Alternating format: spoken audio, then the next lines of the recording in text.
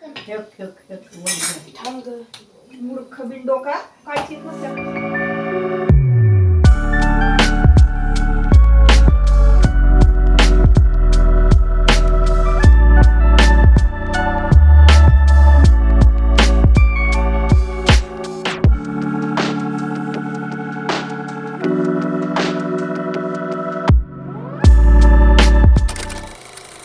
भरलेला खिसा माणसाला जग दाखवतो आणि रिकामा खिसा जगातील माणसं दाखवतो. ज्याला 100 किलोचं धान्याचं पोतं उचलता येत नाही त्याला ते विकत घेता येत नाही आणि ज्याला ते विकत घेता येतं त्याला ते उचलता येत नाही. विचित्र आहे पण सत्य आहे. आपल्याला जे जे पाहिजे ते ते सर्व मिळालं असतं तर आपल्या आयुष्याला जगण्याची गंमत आणि देवाला किंमतच राहिली नसती. चांगली माणसं आणि औषधं ही आपल्याला आयुष्यात वेदना दूर करण्याचं काम करतात. फरक इतकाच की औषधं एक्सपायर होतात आणि चांगल्या माणसांना एक्सपायरी डेट नसते. नमस्कार मंडळी, मी सुप्रिया स्वागत करते एका नवीन ब्लॉगमध्ये. तर सुरुवातीची मी व्हिडिओ क्लिप जी तुमच्याबरोबर शेअर केलेली आहे तर ती सकाळची आहे. सकाळी माझी कामं चालली होती पण मी इतर कामांचं काहीच शूट घेतलं नाही. तुम्हाला जर माझी छोटी मोठी कामं बघायला आवडत असेल, छोटे छोटे क्लिनिंग बघायला आवडत असेल, कानाकोपरे मी स्वच्छ करते, ते खरं तर तुम्हाला व्हिडिओ खूप आवडतात. पण नेमकं काय होतं ना, त्यावेळेस ना शूट करायचंच राहतं माझं. आज असंच दिवसभर छोटं मोठं क्लिनिंग झालं आणि संध्याकाळच्या स्वयंपाकाला मी आता इथं सुरुवात केलेली आहे. तर नेक्स्ट व्हिडिओमध्ये मी नक्कीच तुमच्याबरोबर असं जे तुम्हाला इंटरेस्टिंग वाटतं ते शेअर करत जाईन. जसं की मी आता तुमच्याबरोबर एक लेख शेअर केला तर तो अगदी खरा आहे बरं का. आता आज बघा 2026 चालू झालेलं आहे आणि 2025मध्ये मी काय कमवलेलं आहे. जसं की मी तुम्हाला सांगितलं, आपल्याला यूट्यूबचं तर पेमेंट येतच आहे. छोटासा बिझनेस पण सुरुवात केलेली आहे छोट्याशा बिझनेसला. तर जेणेकरून की आपलं पेमेंट जे आहे ते एकदम व्यवस्थित यावं बिझनेसमार्फत आणि यूट्यूबमधून जेमतेम येतं, बऱ्यापैकी येत आहे आता. तर असो, ही एक गोष्ट. पण सगळ्यात जास्त महत्त्वाची गोष्ट मी कुठली कमवली असेल ना तर ती बघा माणसं कमवलेली आहेत. आणि तुम्ही जी काही माझे व्हिडिओ बघता, मला भरभरून कमेंट करता आणि प्रतिसाद देताना, ती माणसं मला आयुष्यभर टिकून राहावीत शेवटपर्यंत माझ्याबरोबर असं मला वाटतं. कारण काय आहे ना, कधी कधी एखाद्याचं मन भरलं ना तर ते मधूनच आपल्याला सोडून जातं. अशी बऱ्याचदा होतं, आपलं खऱ्या आयुष्यात होतं. मग हे तर व्हिडिओ आहेत. कारण काय होतं ना, कधी तुम्ही सबस्क्राईब करता, कधी अनसबस्क्राईब करता. मग मला तरी त्याचं काही नाही वाटत. पण प्रश्न असा आहे की एखाद्या माणसानं साथ दिली ना तर शेवटपर्यंत साथ द्यावी. पेमेंट काय आपण कधीही कमवू शकतो. पण मला छान छान जर तुमचे रिप्लाय आले ना तर ते खूप भारी वाटतं की नाही, आपण आयुष्यामध्ये पेमेंट जरी कमी कमवलेलं असलं ना तरी खूप चांगली माणसं कमवलेली आहेत, जी की आपल्या ओळखीची सुद्धा नाहीत पण तरीसुद्धा आपल्यासाठी आपल्याला कधी कधी विचारतात, म्हणजे आपल्याला कमेंट वगैरे करतात. हे मला खूप भारी वाटतं. तर असो, आज ना पावट्याचा भात केला बरं का. पावटा म्हणजे बघा आमच्या रानामध्ये पावटा लावलेला आहे. एकदम ताजा ताजा रानातनं तोडून आणला होता आणि सोलला आणि मस्तपैकी पावट्याचा भात केला. एका ताईंनी ना विचारलं होतं मागच्या व्हिडिओला, खाली कमेंट होती की तुम्ही कुकरमध्ये भात नाही करत का. तर आम्ही ना कधीच कुकरमध्ये भात नाही करत. कुकरमध्ये भात केला ना की त्याची चवच जाते. आता कदाचित तुम्हाला सवय असेल त्याच्यामुळे तुम्हाला वेगळं काही वाटणार नाही. पण कधी पण तुम्ही असा उघडा पातेल्यामध्ये भात शिजवून बघा, एक नंबर भात होतो. आणि आपला कांदा लसूण मसाला घालून ना हा भात केलेला आहे. तर तुम्हाला जर कांदा लसूण मसाला ऑर्डर करायचा असेल किंवा तुम्ही अजूनही माझ्या कांदा लसूण मसाल्याची टेस्ट जर चाखली नसेल तर नक्की ऑर्डर करा. डिस्क्रिप्शनमध्ये सगळी माहिती आणि नंबर दिलेला आहे. इथं शक्य असल्यास मी स्क्रीनवर सुद्धा नंबर देते. तिथं जायचं आणि तुमची ऑर्डर बुक करायची आहे. 1 किलो कांदा लसूण मसाला 700 रुपये आहे, 700 रुपये किलो आहे आणि अर्धा किलो घेतला तर 375 रुपये फ्री शिपिंग असणार आहे. तर मस्तपैकी पावट्याचा भात घातला शिजायला. आता हे उकळला का नाही पावट्याचा भात की आपण तांदूळ निवडून त्यामध्ये घालूया. आम्ही इंद्रायणी तांदूळ वापरतो, तरीसुद्धा अगदी सुटसुटीत असा भात होतो. तर ना इथून पुढे रोज आपलं रेग्युलर व्लॉग येणार आहे, जसं की मी तुम्हाला सुरुवातीला सांगितले. मग काहीही असू दे, माझं छोटं मोठं क्लिनिंग असू दे. आणि तुम्हाला माहिती आहे मी तर आता घरगुतीच व्हिडिओ तुमच्याबरोबर शेअर करते. जास्त काही असं शेअर करण्यासारखं नसतं. आणि त्यातल्या त्यात जर काही महत्त्वाचं असेल किंवा इंटरेस्टिंग असे विषय मी शोधून काढणार आहे आणि ते तुमच्याबरोबर खरं तर शेअर करण्याचा प्रयत्न करणार आहे.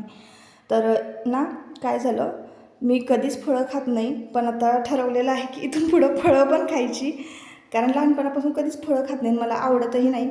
पण ही पपई ना पावट्याच्या शेंगा ज्यांनी आणल्या होत्या ना रानातून, त्यांनीच आम्हाला ही पपईसुद्धा दिली होती. जसं की आम्ही वाट्याने रानं करायला दिले, शेतं करायला दिलेली आहेत.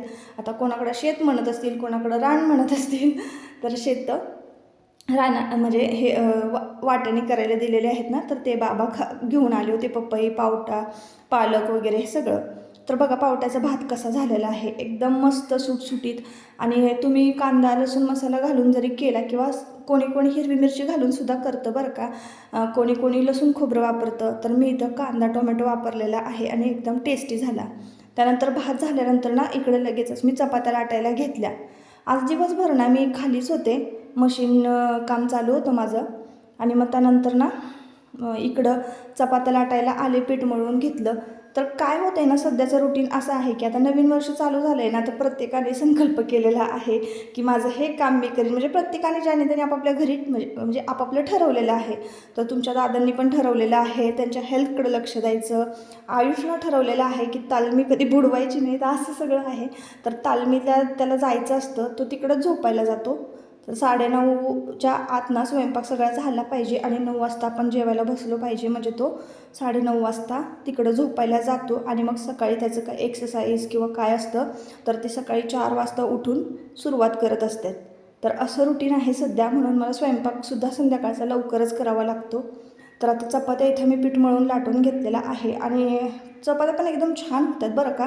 त्याचीसुद्धा खरं तर टिप्स मला शेअर करायच्या होत्या, पण काही विषय माझ्या लक्षात राहत नाही ना. आता मी एका वहीवर मांडून ठेवायला सुरुवात करणार आहे आणि मग तुमच्याबरोबर काही विषय शेअर करणार आहे. तर एकदम मऊ आणि गुबगुबीत अशा चपात्या होतात. तर आयुषला ना इथं शेवटची चपाती लाटायला सांगितली होती. जसं की आता तो तालमीत जातो, रेसलिंग करतो, पहिलवानकी करतो, तर ना पहिलवानांना सगळ्या पद्धतीचं ट्रेनिंग दिलं जातं. अगदी स्वतःच्या हाताने करून खाण्याचंसुद्धा ट्रेनिंग दिलं जातं, कपडे धुण्याचं, हे सगळ्या गोष्टी. तर आता कपडे तर तो धुतो त्याचा तो, पण त्याला ना चपातीच लाटता येत नाही. आणि खरं सांगू का तुम्हाला, नवल वाटेल, त्याच्याच वयाची जी मुलं आहेत ना तालमीमध्ये संपूर्ण स्वयंपाक हातानं बनवून खातात. आणि आपण पण थोडंसं म्हटलं शिकवलं पाहिजे. तर इथं ना मी त्याला चपाती लाटायला शिकवत होती. माझे तर पेशन्स शिकवण्या इतके नाहीच, मी लगेचच मला राग येतो त्याचा. एखादी गोष्ट नाही जमली तर मला असं वाटतं, चल बाबा तू सरक, माझं मलाच करू दे, असं असतं माझं. शिकवू शकत नाही मी कोणाला, लगेचच राग येतो मला. पण तरीसुद्धा मी त्याला परत ती चपाती मोडून ना लाटायला सांगितली. तर त्याने इतकी छान आणि गोल लाटली ना, तर आपण ना म्हणजे आता आमच्याकडं वाघ्या आहे, कुत्रं एक छोटं पिल्लू आहे रस्त्यावरचं, ते आम्ही काही वर्षांपूर्वी सांभाळायला आणलं होतं. तर त्यालासुद्धा चपाती लाटावी लागते ना, मग त्याचीच चपाती मी आयुषला लाटायला देते. म्हणजे जेणेकरून ती जाड बारीक वाकडी तिकडी कशीही आली ना तरी त्याला काही वाटत नाही असं आहे.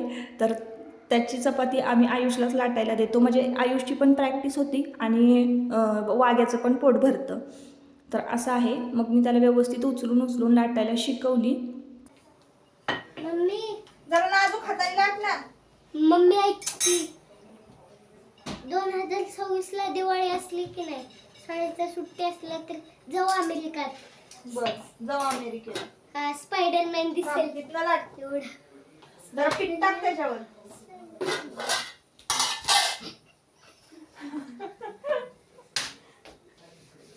बस कडणी लाट, लाटा. कडणी लाट, समोसा कडणी कडणी कडानी बांध. अगं तसं कडणी. कडानी कसं कर? ठेक ठेक ठेक वर. थांब ग, मूर्ख बिनडोका, काय चीज नसल्यावर नको. आता तसं बघायला गेलं तर ना आयुषने 1-2दा चपाती लाटलेली आहे. तर त्या हिशोबानं त्याला खरं तर यायला पाहिजे होती. पण मध्ये मध्ये काय होतं ना, गॅप राहतो, कधी कधी तो थकून आला ना तर मग प्रॅक्टिस होतच नाही चपाती लाटायची. ही त्याची 3री वेळ आहे. तर बऱ्यापैकी त्याने चांगलं केलं, पण मला कधी कधी ना आधीच मी थकलेले होते आणि मग त्यात भूक पण लागली आणि जेवणाची वेळ, मग त्यामुळं माझी जास्त चिडचिड होत होती. तर असो, आता या ब्लॉगचा शेवट मी इथंच करते. परत आपण पुन्हा भेटूया नवीन एका ब्लॉगमध्ये. तोपर्यंत स्वतःची काळजी घ्या, मजेत राहा. आणि हा ब्लॉग जर तुम्हाला आवडला असेल ना तर नक्की आपल्या चॅनलला सबस्क्राईब करा, व्हिडिओला लाईक करा आणि व्हिडिओला हाईप देखील करा. तर आता चपाती टाकता टाकता आम्हाला शायनिंगसुद्धा करायची होती, असं असतं बघा. तर असो, चला मग भेटूयात नेक्स्ट व्लॉगमध्ये. Bye bye.